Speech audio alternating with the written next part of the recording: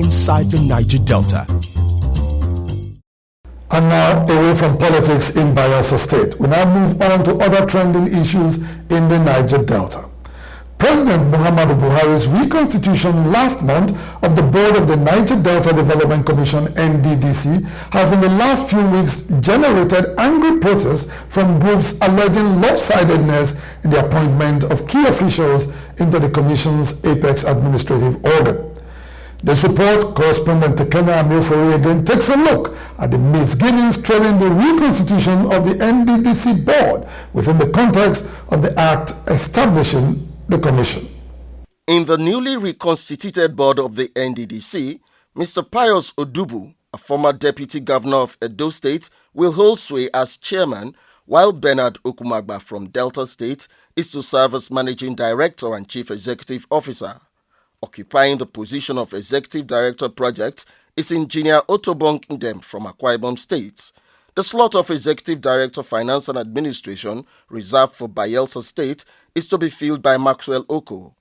Based on a directive from the presidency, the Professor Nelson Brambaefa-led board was required to hand over to the most senior official in the commission. Following the new appointments are pockets of protest, mainly from groups in Bayelsa State. Updated person in Nigeria connect with some persons in Asholok and come up with that list. This is the period that every Nigerians know that it is only Bayelsa that has the right to produce the next MD of the NDDC. So this message is going straight to Mr. President to please stop this cabal by appointing whoever they choose that can be able to dance to their tune.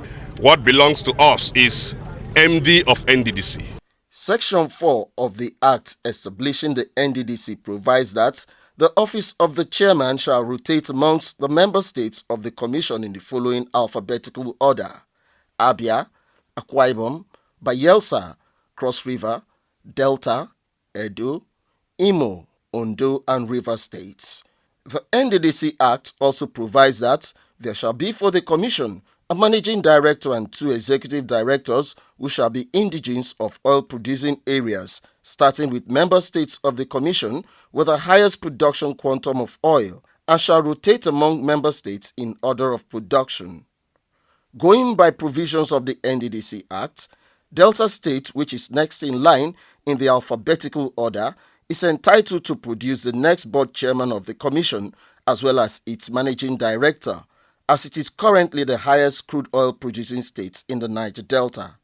While Delta State, appearing content with its managing director slot, is not among those quarreling with the new appointments, some groups in River State wonder why the nation's treasure base, which plays host to the 3rd largest crude oil reserves, is not on the current board of the NDDC. River State, being the 3rd largest producer of oil in Nigeria presently, and host to 2 refineries, and indeed the largest refiner of crude in Nigeria, is absent in the so-called nominated or announced board. And so it cannot stand, because River State deserves a place. If you look at what section 12 sub 1 of the Act says, and so we cannot bridge two lines or 2 sections of the Act establishing a place and feel that we have done something. Altogether, the 4 oil-rich states of Delta, Akwa Ibom, Rivers, and Bayelsa produce over 90% of Nigeria's crude oil, but they remain largely underdeveloped, a situation which the current Minister of Niger Delta Affairs, Senator Godswill Akpabio, has attributed to administrative lethargy on the part of the NDDC since its inception in the year 2000.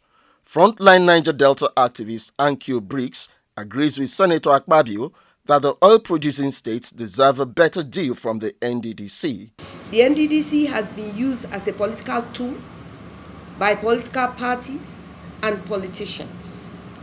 On the surface, it seems like it is controlled by the Niger Delta people, but it is not.